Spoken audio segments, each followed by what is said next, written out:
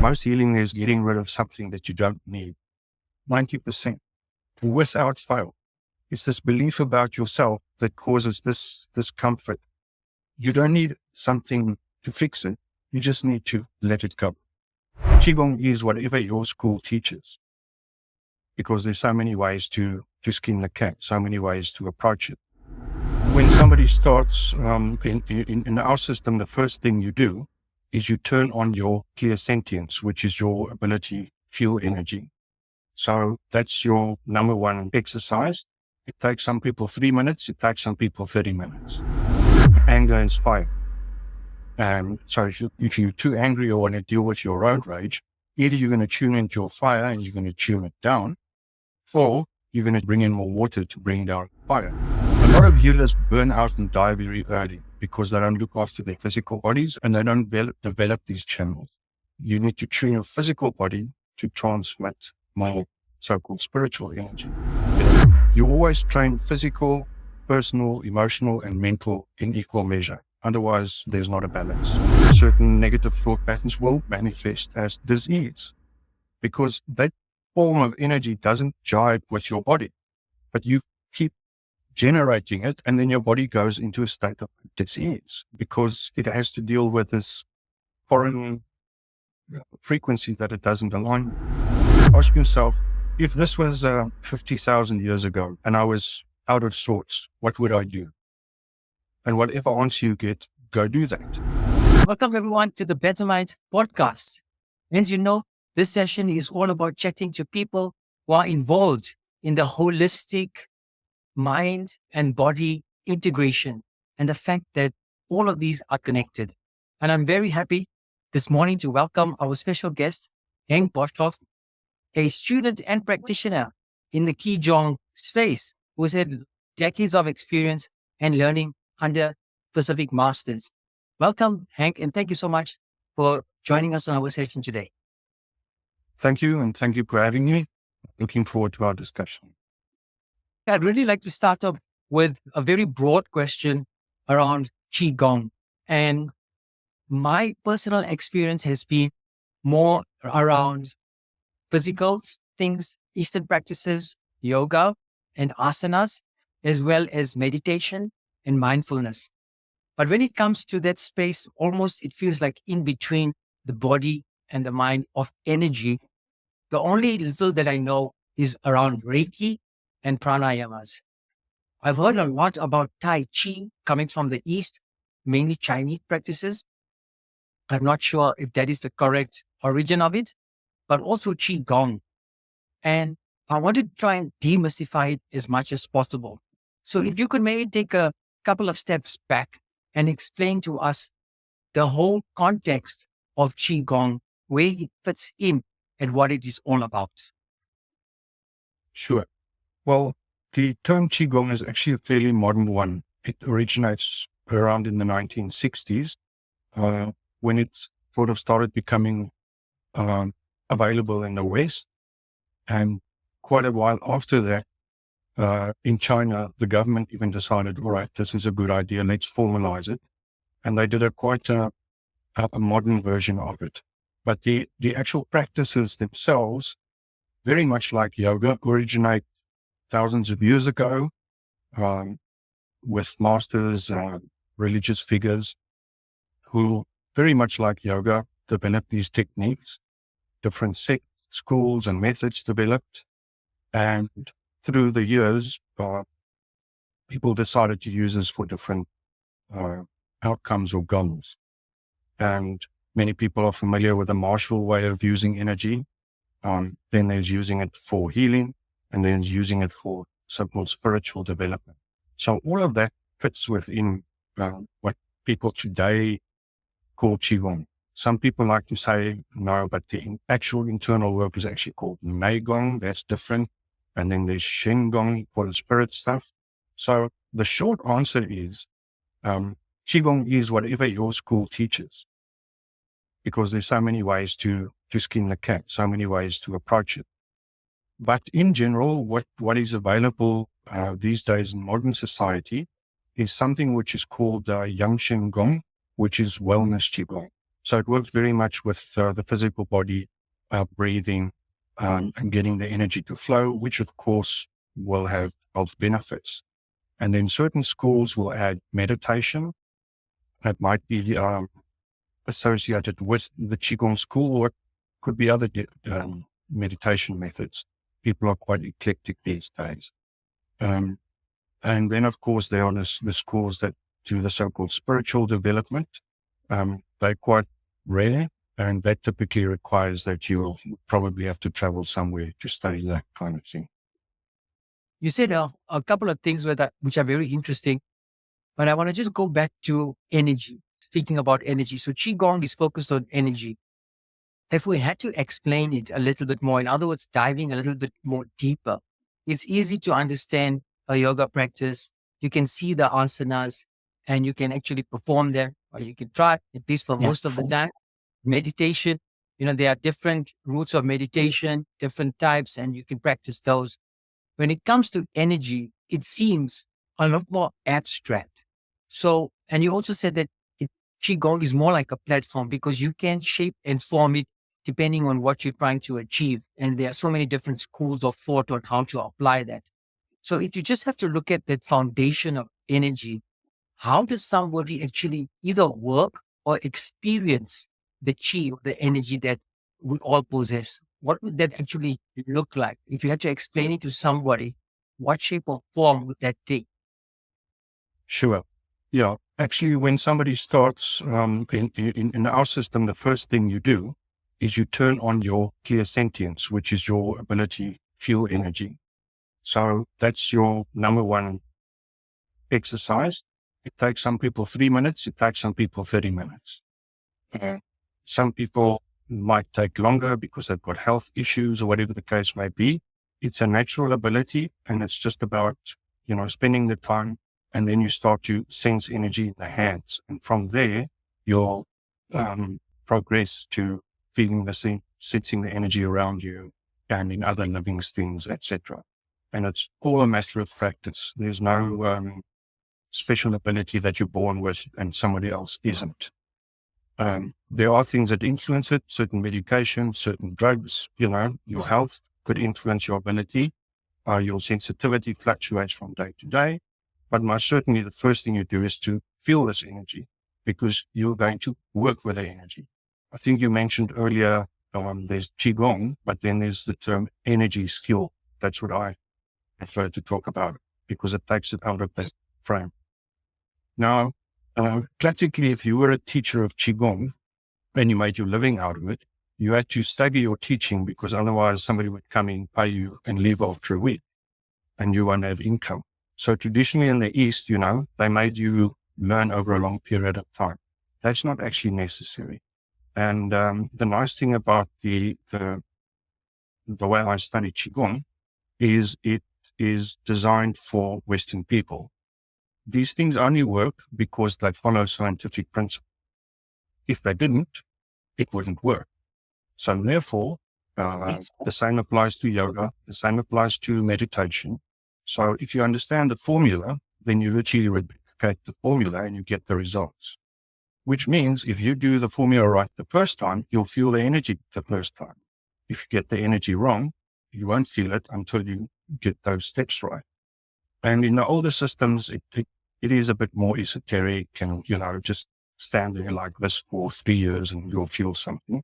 It's not necessary to take that approach.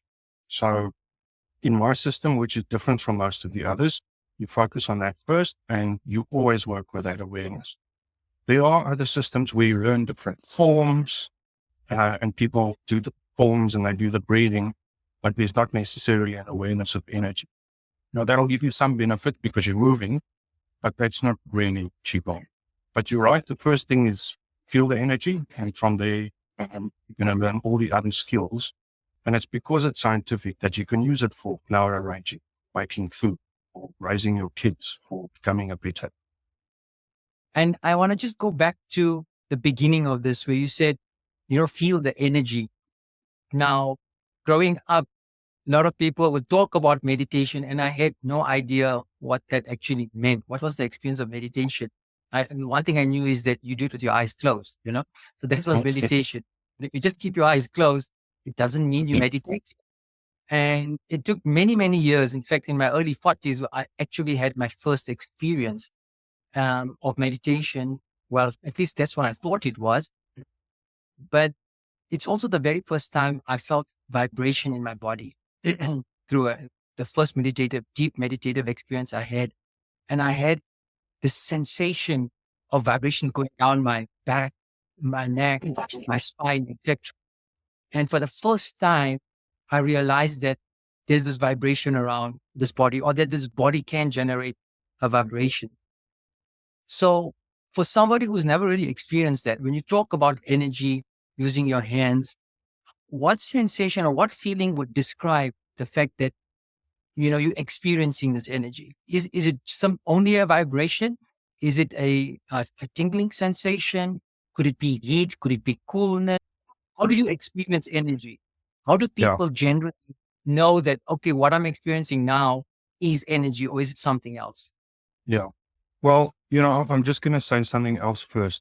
The beauty of approaching esoteric studies through clairsentience, which is the ability to psychically feel, versus psychic seeing or hearing, clairvoyance or clairaudience, is that, you could be imagining something if you see or hear something, but physically, you're feeling something or you're not. You spoke about the vibrations. That wasn't your imagination. It was like, hey, this is inside my body. So that's why this approach is favored. This approach can then be used if you later want to develop clairvoyance, etc. That could be a different goal of you. So in the beginning, people will feel, some people describe it as magnetism, like two poles of a magnet repelling each other. Some people feel more of a heat. Some people, there are 4 or 5 typical things, and each individual will feel it differently, and it's not right or wrong. But secondly, and here's the secret. People want to feel their energy, but they focus their attention on their hands, and that puts your mind in your body, and the energy that you're building is outside your body. So you're focusing in the space between the hands. Because the moment your mind goes back into your body, we've got habits of experiencing our body that are as old as we are. So your habit traps your attention. So you want to build a new attention that's outside the body. And initially you'll do it in the hands and you'll feel whatever it is. Tingling is also quite common.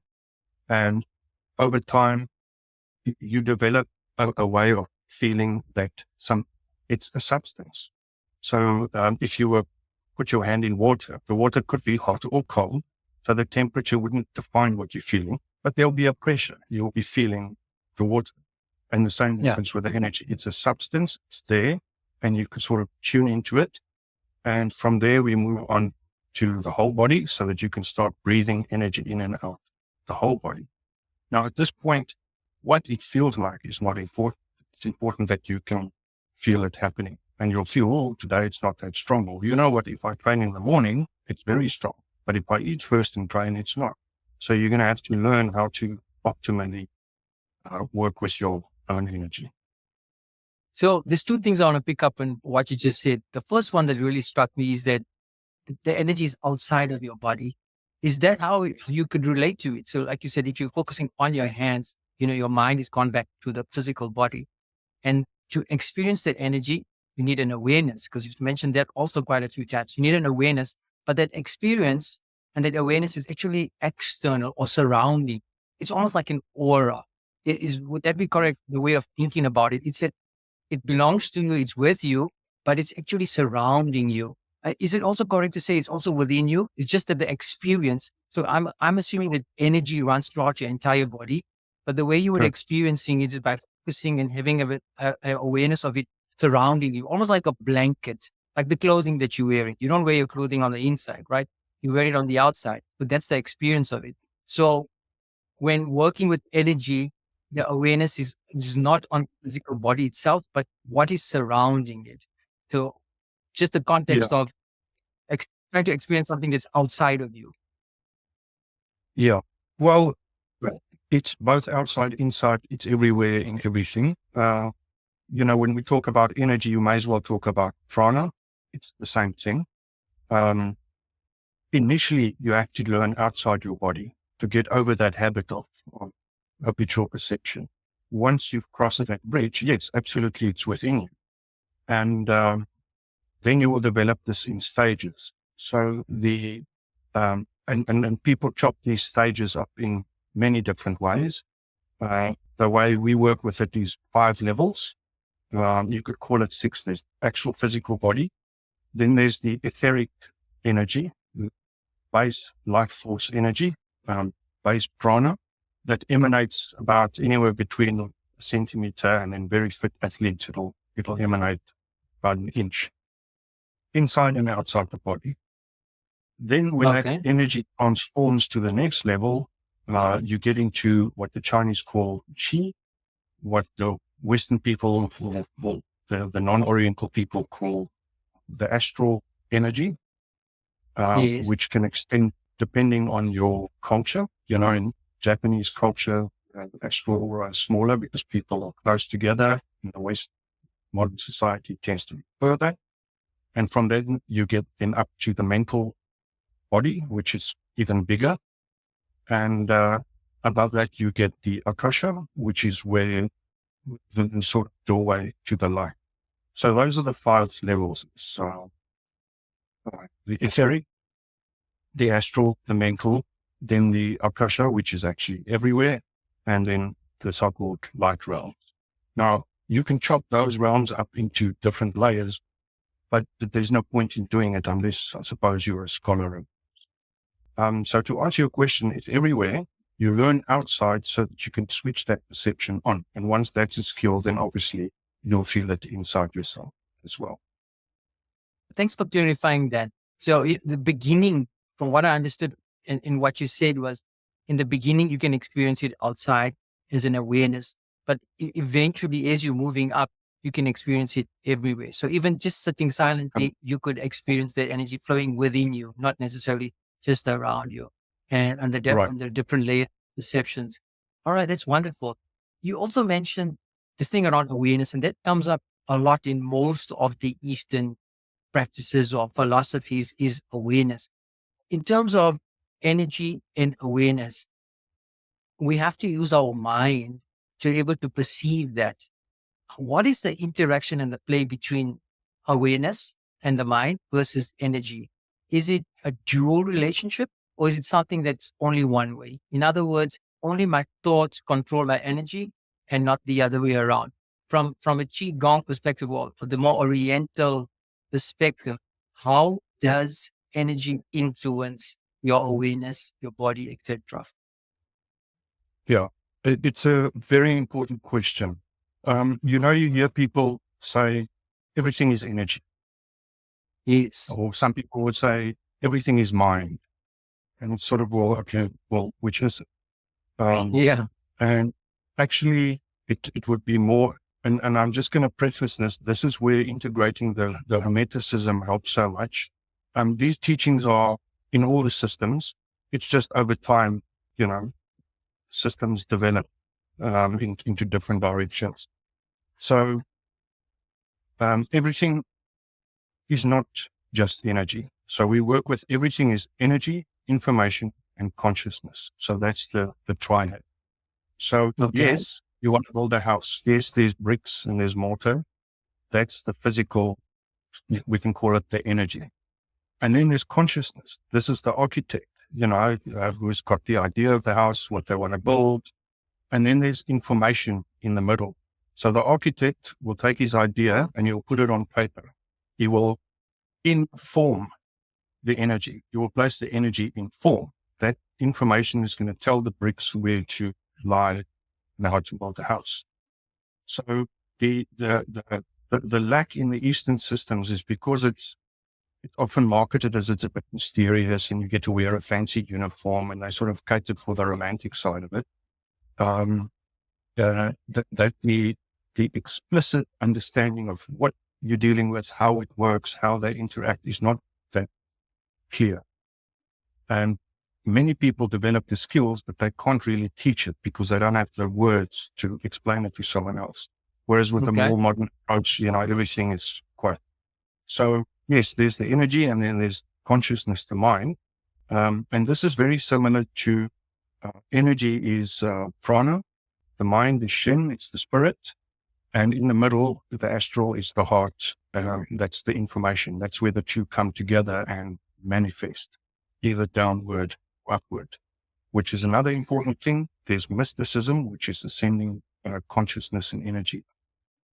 And then there's more practical stuff. Some people might call it magic. These days, they call it manifestation, which is using the skills to bring energy down and manifest things. But to simply answer your question, it's completely enmeshed. Energy without consciousness informing it is just chaos. So even a rock has consciousness because that consciousness structures that energy to make a rock. And in the system that I work in, you and I understand which is which, how does it feel, how do you interact with it. And in principle, the mind obviously guides that structuring. But the part that most people forget, because we're not talking about esoteric things, is that your body is also energy informed by consciousness. And any state, even the highest meditative state, has a physical posture that goes with it. So your body has to tune, your prana has to tune, your astral has to tune, your mental has to tune, and then you've built a state out of those four things. So if any one of those four states changes, the whole state changes or collapses. So you can't run away from the body. A healthy body is your best friend on these in this kind of system. So it's very much about alignment. And like you said, everything impacts the other. I like the way you explained around energy, consciousness, and information. And a triad, basically, when one shifts, the other one shifts as well. So it's an interrelationship, and there's no universal one directional. It's not unidirectional, it's all connected. And where you end in terms of having that alignment, I think that's where most of us struggle, because there's so much of conflict where you're trying to pull in one direction and then another part of you is pulling in the opposite direction, which creates that friction. And because we lack the alignment, that's where we struggle with daily things or even simple things. We have issues, health issues, finance issues, relationship issues, etc. You also mentioned, that the energy flows downwards and upwards, and there's this two realm of spiritualization or self-realization and materialism or manifestation. Now, today, like you said, the word manifestation is very well known. People say, I want to manifest something. And that really just means that whatever the goal is, they want to achieve that goal. Whatever, in any area of their life, if they set up something that they want to achieve, they'll say, okay, now I want to manifest that. I want to make it into reality. So what is the role of your energy in that process? Because you said you could, in essence, you could use the system or any energy system to traverse that entire journey of either self-realization or manifestation, depending on, I guess, your choice and your perspective. A lot of people are focusing on self-realization or wanting to improve or increase their spiritual knowledge, practices, etc. And there are, as well, there's a need to balance that with your physical needs, the material things that you need to consume or things that you need to manifest. How would you use energy to able to either balance or to bring about any one of those things into your life? At a very practical level, how would you actually go about doing that? Yeah. Well, that would be where the so-called Qigong forms, etc., come in. What most of them do is to help you to activate your energy and then to balance it. And they've got different animal styles. In the East, in China, they use the 5 elements. The rest of the world uses the 4 elements. And I'm bringing this up deliberately. So this energy manifests in those 4 phases. From the akasha, which is the source, the akash, you'll get fire and water. Those are actually probably the only true elements.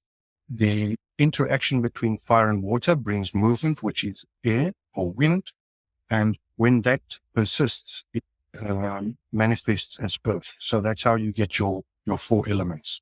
And those really are 4 states or 4 phases of energy, of prana. So in the beginning, you learn to feel the life force. Typically, then you move to the astral, which is a bit bigger, which has got a completely different feel.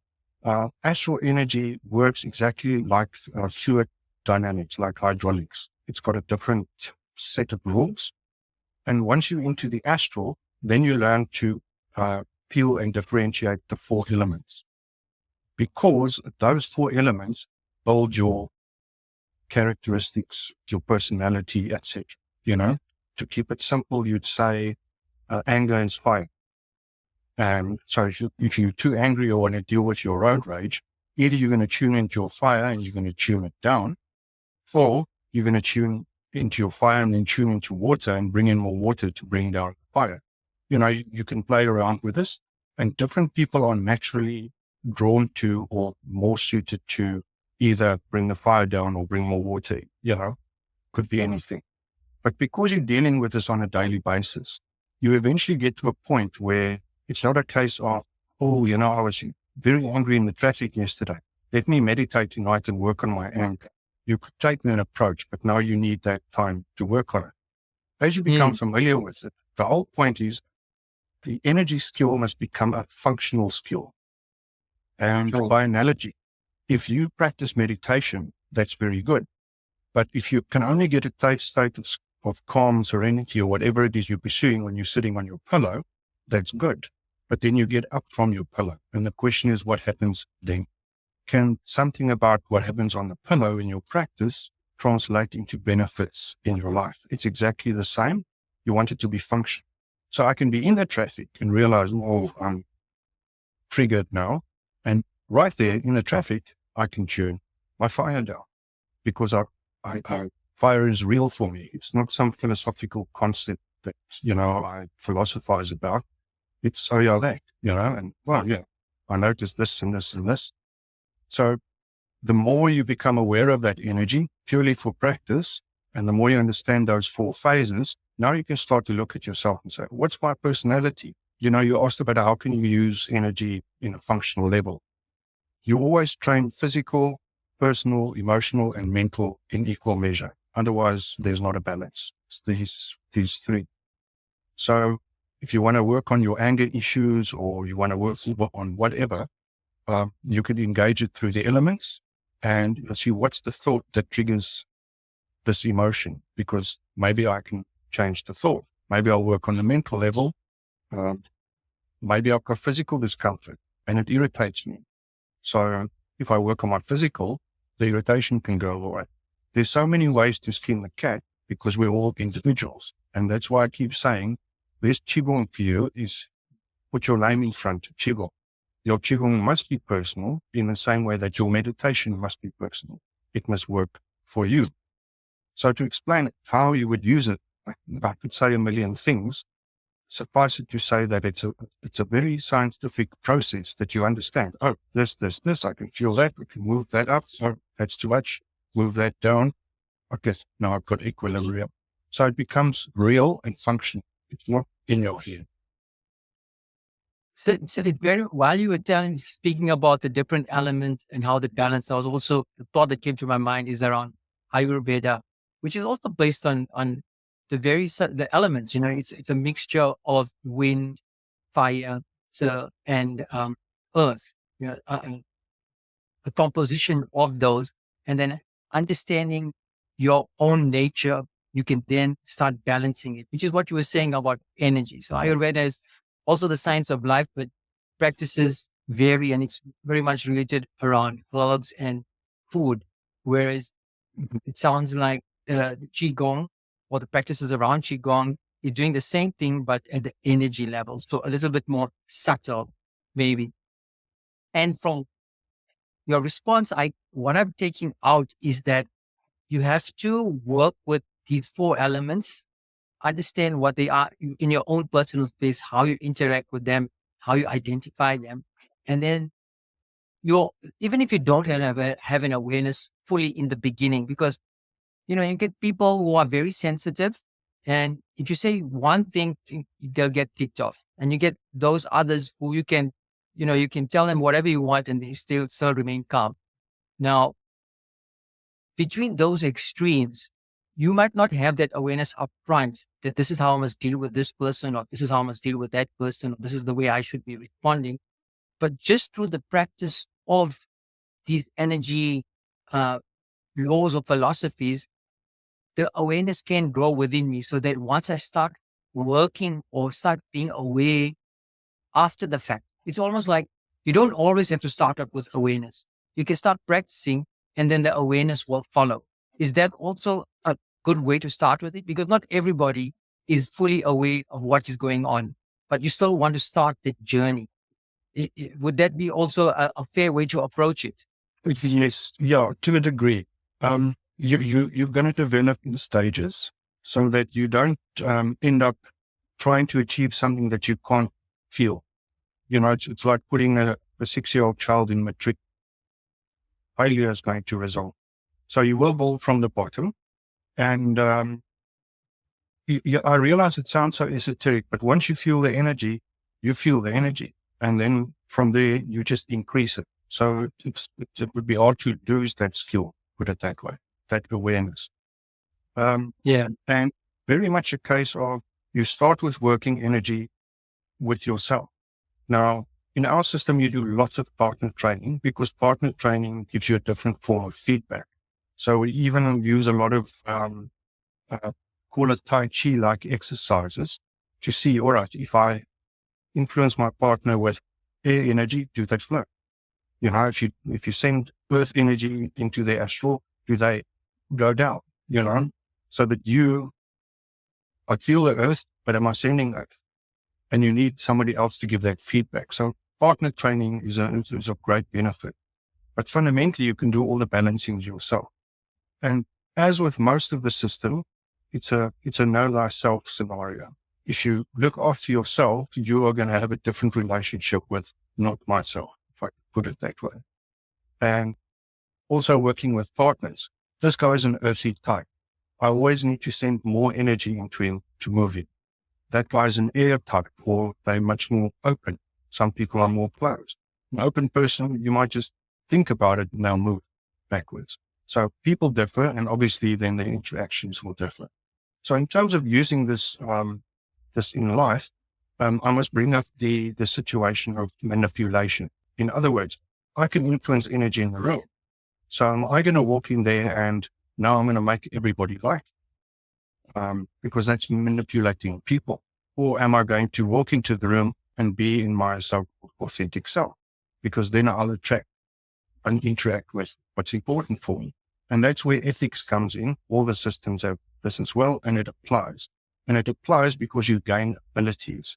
And if you're going to abuse the abilities, to quit, it's going to come back to you. That's another reason for the stage development. So typically what will happen is you'll learn the etheric prana level, the astral level, and you work with a mental level. And there's lots of meditation working with mental space, etc. And then there's one of two options. You can spend anywhere between 5 and 10 years of some fairly dedicated meditation to develop Akasha skill. So that's awareness of the Akashic energy, or you can get it through a transmission where somebody transmits it to you.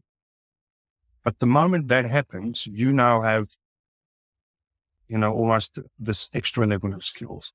And people who don't have their lives together, it's not beneficial to them because the light energy is going to come through and the light energy doesn't discriminate. It's going to empower whatever's there. It's a very nurturing energy. So if I've got lots of issues, the light's going to feed my issues. And everyone can then see why that's not a good thing. So it doesn't make the light bad. The light is a nutrient, if I could put it that way. And that's why in the systems, you work with your body, you work with your energy, and you work with your mind, and you work at sorting your issues out. Otherwise, you gain all this energy and they power your issues, which is exactly what you want. So many people are oh, you'll give me the initiation because I want to do this. It's like, well, maybe it's not such a good idea. It's not a death sentence, but if you actively work, you actually run the risk of doing yourself damage. Now that's after you work through these levels. Now, I initially learned this over a 5-week period. Later on, this same course was delivered over a 10-day period.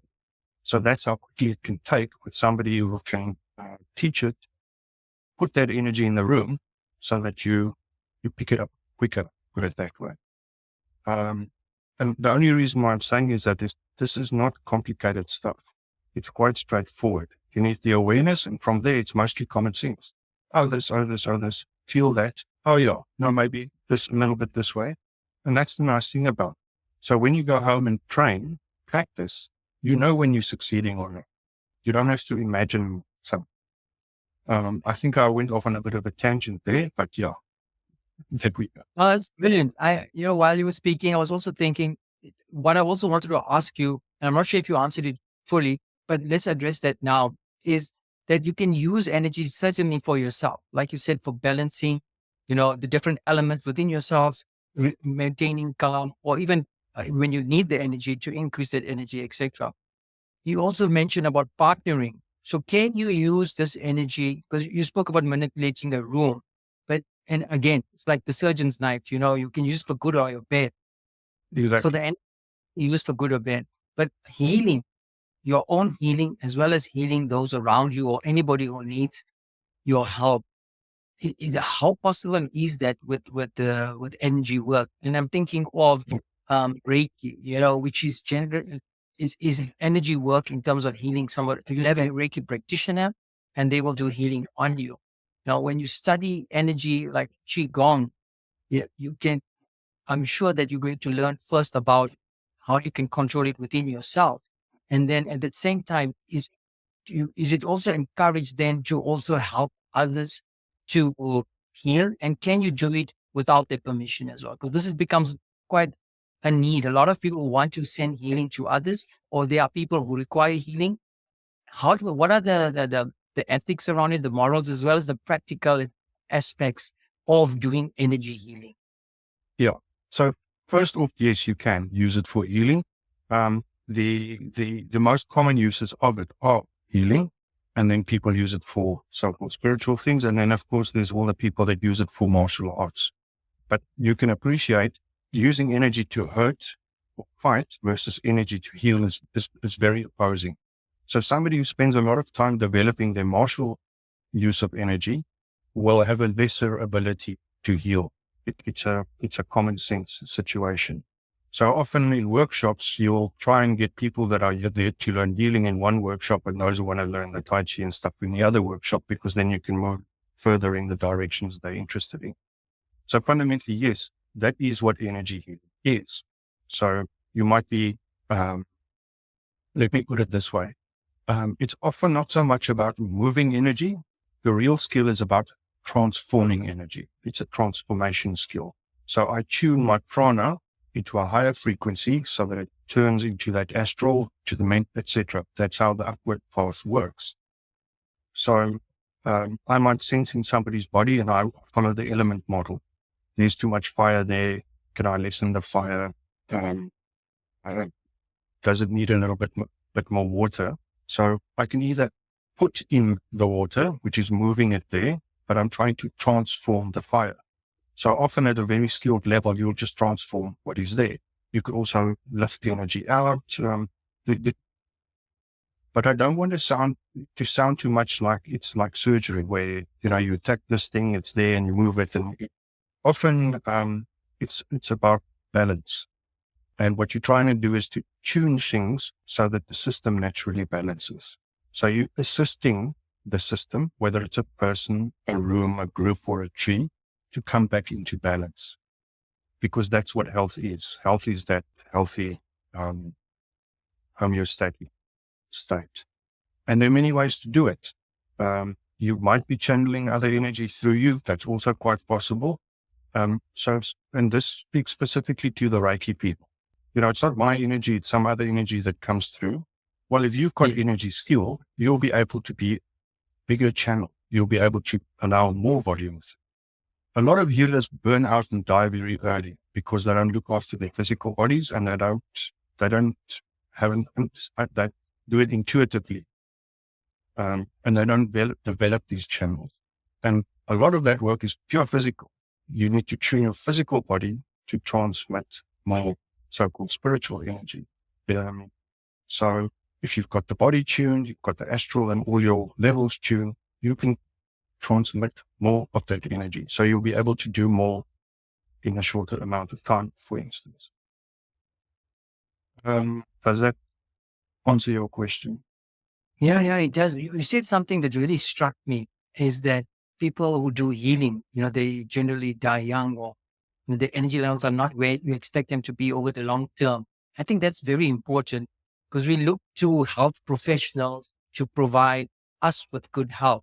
And that's probably what they're doing. But their own health is suffering because consciously or subconsciously, there's that energy that's flowing from them to you. And if they don't replenish that, they're actually compromising themselves. And that completely escapes me. And I'm sure, and I'm heard of so many times where, the cardio specialist, the cardiologist dies from a heart attack. And you like wonder to yourself, what happened? He's busy telling everybody else how to take care of themselves. And then he has a heart attack. So, just because you're providing that healing doesn't automatically mean that now you excluded from it. What it means is that you got to probably work twice as hard because you're transmitting that energy. It's flowing, their energy might be flowing into you. And if you're not, that awareness is not there, then it's a disadvantage to yourself. And so for any people in that health space, whether it's not necessarily they consciously aware that they're working with energy, what kind of advice would you give them, to say, okay, take care of yourself. And these are the things that you really need to be aware of. Well, I mean, that is the advice. Take care of yourself. So no matter what job you do, you need to look after your body, your health, etc. So, I mean, we all understand that as common sense. However, if you're starting to work more consciously with energy and you're passing other energies through you, you need to upskill yourself to handle that, because you might still be able to do it, but it might come at a cost to you. So if you learn to open your channels, then it's not at a cost to you. You'll simply get tired in the same way that a surgeon gets tired after working for a certain amount of time. That's natural. But then passing this energy through isn't disruptive to your system. But once again, you're aware of it. So you'll be able to start to feel, hey, I'm taking strain now, so no more for today. Or what do I need to do different in the future? Then there's the model. Many of the more empathic people, if they work on somebody else, if I want to sense what's happening in you, then what I do is it's almost like I feel what you feel. And to that degree, you could say it's almost like I'm allowing your energy into me so I can feel what you feel like.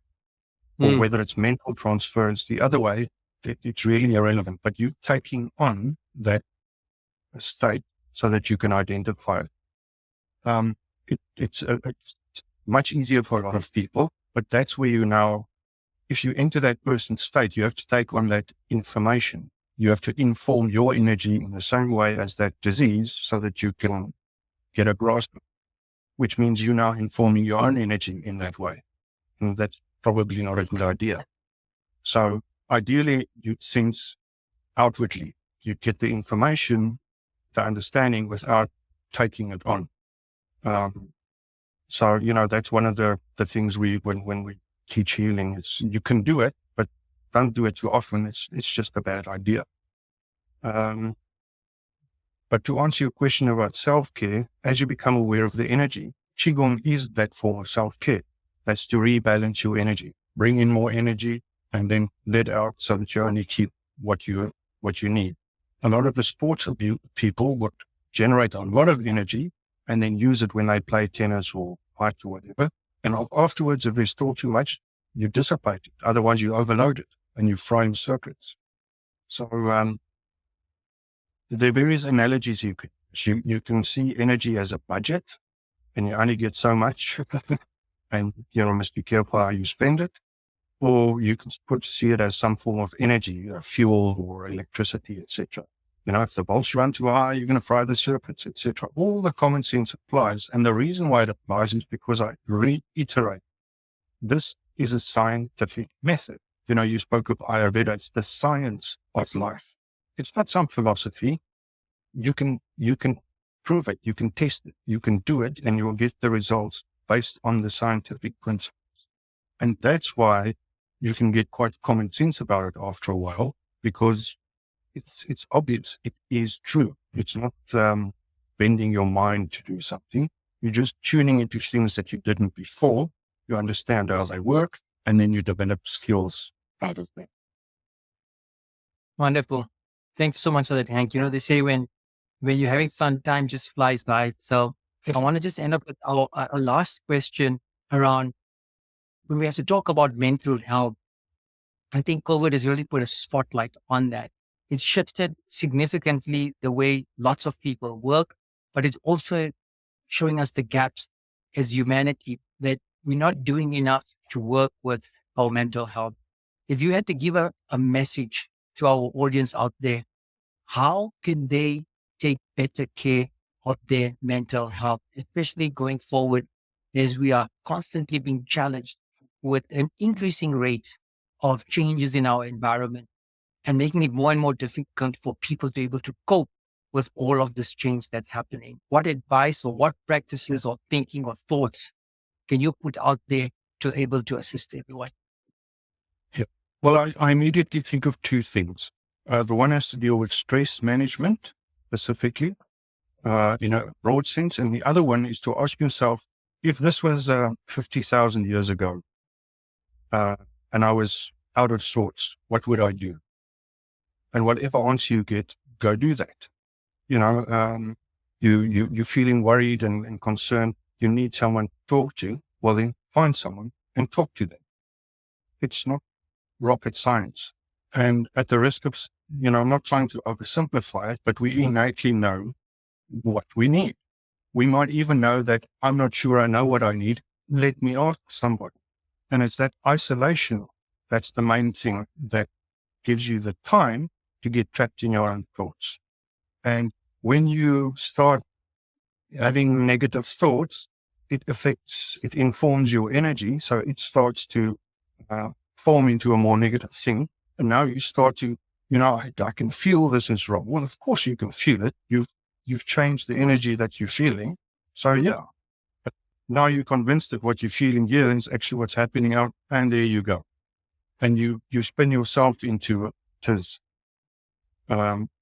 Many of the healing systems will tell you, certain negative thought patterns will manifest as disease because that form of energy doesn't jive with your body, but you keep generating it. And then your body goes into a state of disease because it has to deal with this foreign frequency that it doesn't align with.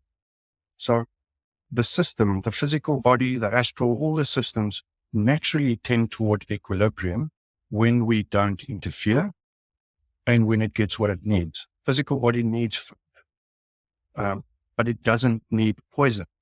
So, especially in the mental and the emotional, most healing there is not about finding something that you lack. Most healing is getting rid of something that you don't need.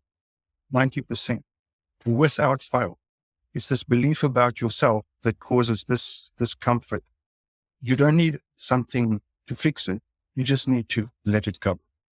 So it comes back to this story about manipulating energy. Oh, that's fine. Don't worry. I'll tune this and tune that.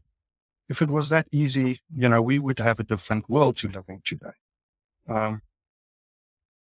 Things will tend towards equilibrium. So you can place your attention on it. That's where a lot of meditation comes on. Okay, well, what does this need? Is there too much of it? Is there too little of it? But notice I'm taking the time with it. So to do what's necessary means you have to take the time. And that's where this whole business about stress comes in. Stress, we all know it.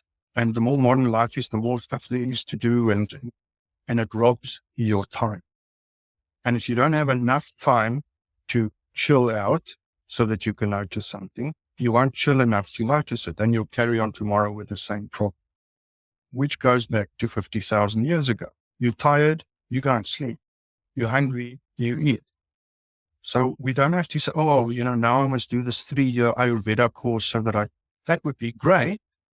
But that's even less time for self-care because you've got now 2 hours a week to do the study. So we tend to get ourselves in a tiz by overcomplicating our own lives because we assume or what, whereas if you calm down, everything becomes quieter and then you can hear or see or feel or whatever there is. And then you can respond like a Cro-Magnon man and go sort it out. So if that's an answer, I think that's really the main thing. You have to take the time so that natural processes will happen, which means you take the time where you uninterfere, and then you'll know what to do. Yeah.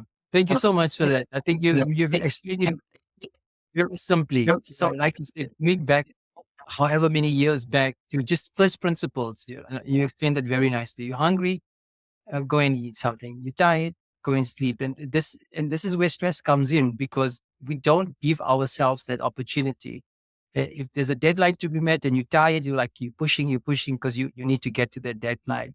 Or if you have a target to achieve, you just keep on working and pushing yourself to able to get to the target, and you don't do the things which come very naturally because of the pressures that we feel, the societal pressures, the professional pressures, relationship, whatever it might be. There are so many pressures, but we allow the load to be with us. And if we just let it go and see what is it that actually we need right now and take the time to actually do that, we'll manage so much more better. It's simply just going back to our natural state, and then we Yes. so easy And to get that. Thanks for reminding us about that. Yeah, I'm just going to add something quickly. I sometimes get pushback and it's like, well, Henk, I don't have the time. All right. Well, that also tells you something. You need to make changes in your life. Maybe you need to plan better. Maybe you need to engage in less things. And maybe it will then take a while for you to generate the life where you have this time. But then you better get going. Because otherwise you're going to do the same things as before and get the same result. You can actually do this. You don't need necessarily money for it. You need the time. Yeah. Thank you so much, Hank, for your time and for your wisdom and knowledge that you've Pleasure. shared with us today. I really do appreciate it. Thank you very much for the opportunity.